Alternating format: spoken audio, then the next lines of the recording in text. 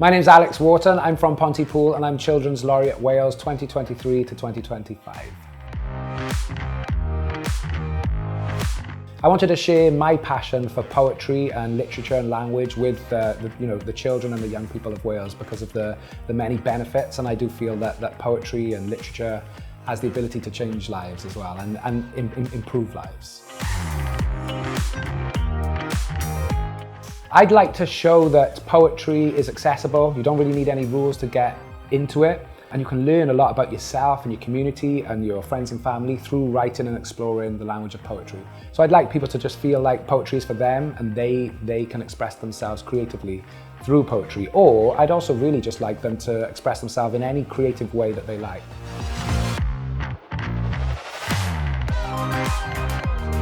One of my favourite poems is called On the Ning Nang Nong by Spike Milligan because I really like the wordplay and I like those the way that they use the sounds in a fun way, an expressive way. But Little Fly by William Blake and maybe We Alone by Alice Walker.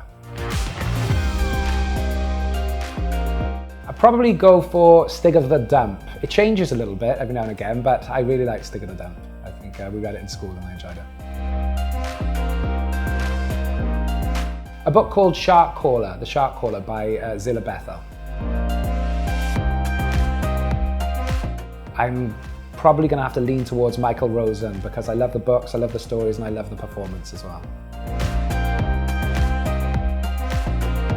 So I get my ideas from the world around me, the way I live my life, my friends, my family, creative conversations, nature. So I think it is a good idea to just look closely at the world around you, absorb it all, think about the sounds, think about how, the emotions that you feel when you're in certain environments, and just use it all for your own writing. My favourite place, I had to have a little think about this, but I would say that it's actually home, here in my home and the local mountains and forests that around Pontypool. Philip Gross, I would say. I have a lot of pets. So I have 4 dogs, starting with the oldest, Ruby, then we have Hope and Nessa and the sheepdog Maya, and we have 2 horses named Folly and Della.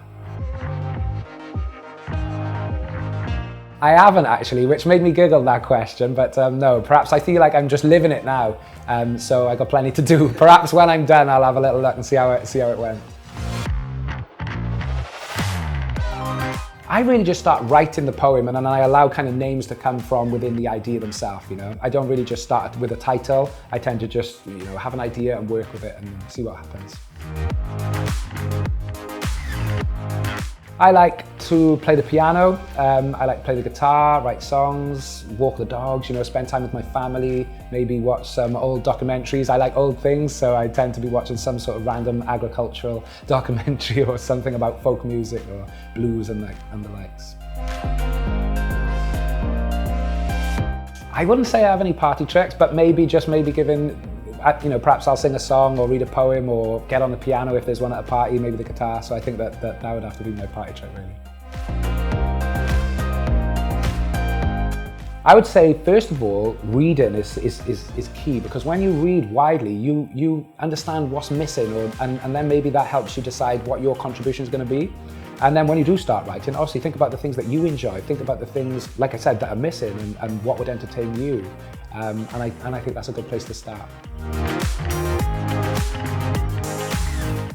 I just leave it alone, to be honest. I just go away and do something else creative, or just anything. But I think that if you have a few different creative aspects in your life, it could be painting, it could be, writing jokes or writing poems, writing songs. Just move from one thing into the other, and I think that helps. A long walk always kind of helps clear the mind as well. So spending time outdoors in nature makes you feel good generally. So that's what I do.